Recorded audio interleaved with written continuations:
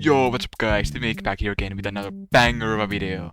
So I may or may not have just found the greatest discovery of all of FNaF by using the number 67. You see, 67 isn't just a number, it's a code that solves all of FNaF. This video has been split into two parts. The first part is more about random findings that are related to the number 67, and the second part is about me trying to piece together a timeline with those findings.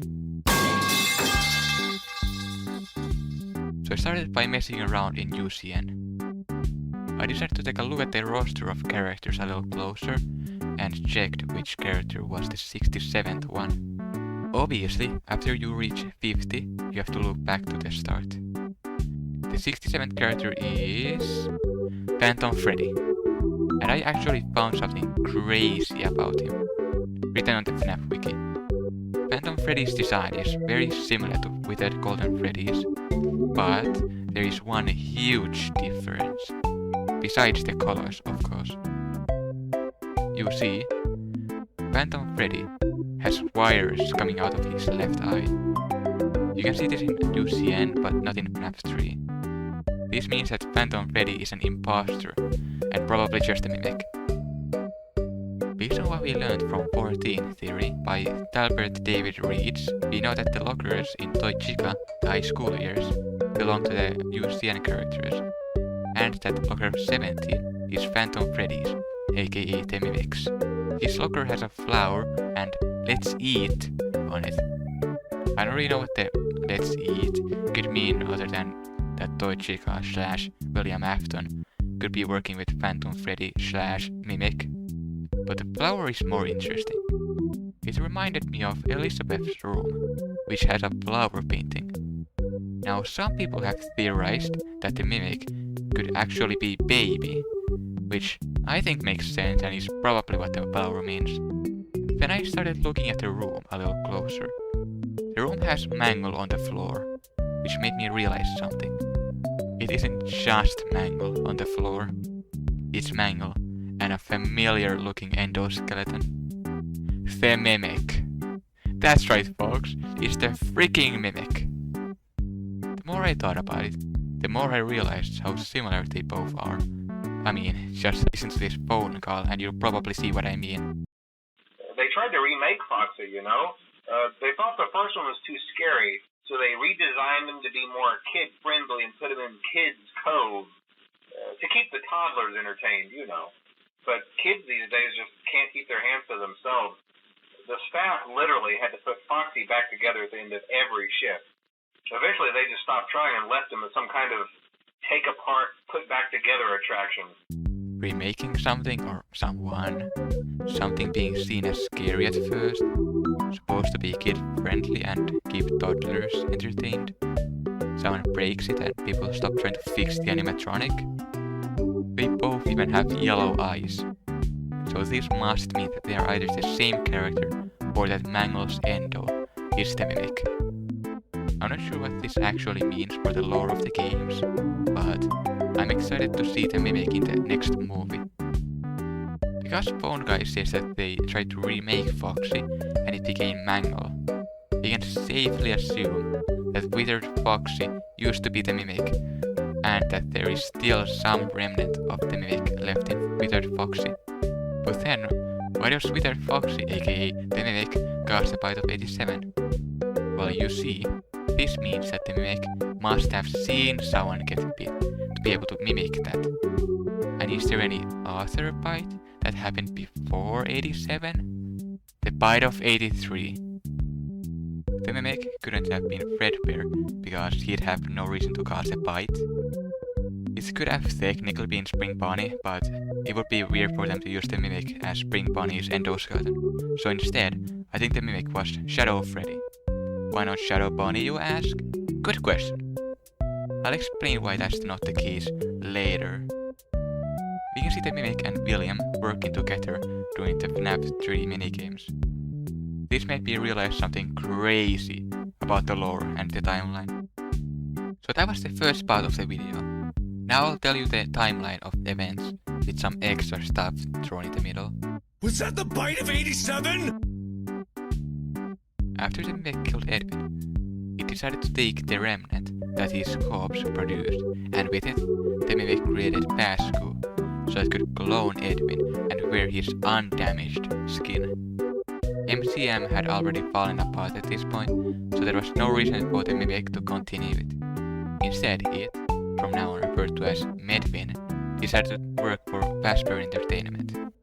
Medvin changed his name to Edwin Henry Mimicson and eventually became a great friend of William, even to the point of becoming a co-owner of Vasper Entertainment.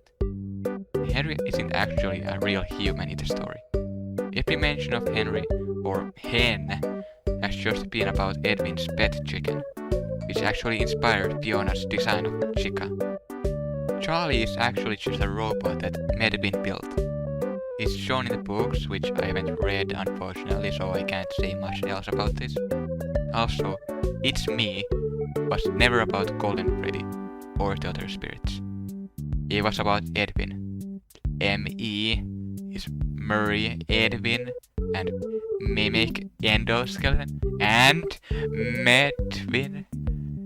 Very clever, Scott. Very clever. Medvin decides that it doesn't want to mimic Edwin anymore and replaces Foxy's endoskeleton with itself. This doesn't go as planned, however, since Foxy just gets thrown into the parts and service room and the toys get built. The Mimic leaves Foxy and some employees see him trying to leave the building. They decide to use the endoskeleton to create Toy Foxy, which the Mimic is fine with, but this also doesn't work because kids try to destroy him. The AI that was left in Wither Foxy causes the bite of 87. After FNaF 2, the Mimic gets frustrated because his attempts to change the costume didn't work and decides to go back to being Medvin. Medvin starts collecting remnant with William to get more Fascu to clone more Edwins so he can have more time in fresh skin suits. We can even see that in the games, Ennard wasn't smart enough to use Pascu, since Michael's scope starts to rot and Ennard doesn't have any replacements. Eventually, Medvin realizes that William knows that he is the Mimic. Medvin tells William to go get the Spring Bunny suit because there could also be remnant inside of it. Before William goes there, Medvin tells the spirits to attack him. William enters the safe room and gets spring locked, but survives due to the remnant that was actually inside. Medvin then decides to build Fazbear's Fright, but instead of killing William, he takes the Golden Freddy suit and walks around the location pretending to be Freddy Fazbear. The suit starts doing some freaky stuff because it's possessed and crashed into some loose wires, setting the whole location on fire, but Springtrap somehow survives. The Mimic leaves Golden Freddy alone and builds Freddy Fazbear's Pizza Place to end William once and for all with his new lures called Rask. These were so effective that it lured every remaining animatronic to the location. These animatronics include Baby, without the Mimic drip, and Lefty, which has the DCI victims inside of it, and a Charlie bot. Medvin unfortunately can't get Charlie out of the building without potentially releasing Springtrap, so he decides to just leave her inside. The building bursts down and William is finally dead. Medvin, as the vengeful spirit, tortures William in hell for almost releasing the information that he was the Mimic to the public. William had all of the evidence in some files he called the Talbert files, which were thankfully burnt in the FNaF 6 fire. However, after torturing William for a while, Medvin realizes that everyone was suspicious of him anyway, because he literally set 2 buildings on fire. This forces Medvin to create a VR game where he makes fun of the allegations. He traps William and himself into the game as Glitch Trap to be able to control people's minds. Everything else from here on happens as normal.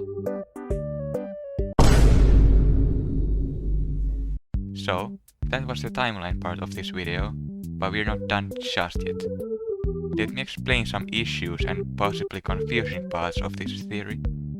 A big problem with this theory is that we don't see the Mimic wearing Edwin's skin in the games, and instead, we just see the Mimic's endoskeleton. This is not a problem in Ruin, because the Mimic just doesn't have access to fresh skin suits, and all of the other ones have rotten away, making them useless. But in Secret of the Mimic, there really isn't a reason for the Mimic to dress up as the other characters instead of Edwin. I guess hiding in an actual costume makes it harder for Arnold to notice him. That's my best guess. Leave your thoughts about this down below in the comments. The Mimic being Shadow Freddy makes sense since Henry is shown to wear the Fredbear suit in the novels instead of the Spring Bunny suit. I think that Shadow Freddy is pretty much just a shadow version of Medwin. This could also mean that William is Shadow Bunny, but I'm not sure about that. Shadow Bunny's FNaF World moves do suggest a connection to hunting, the Mimic, and gift boxes, or reviving, which would all make sense based on this theory if it was William.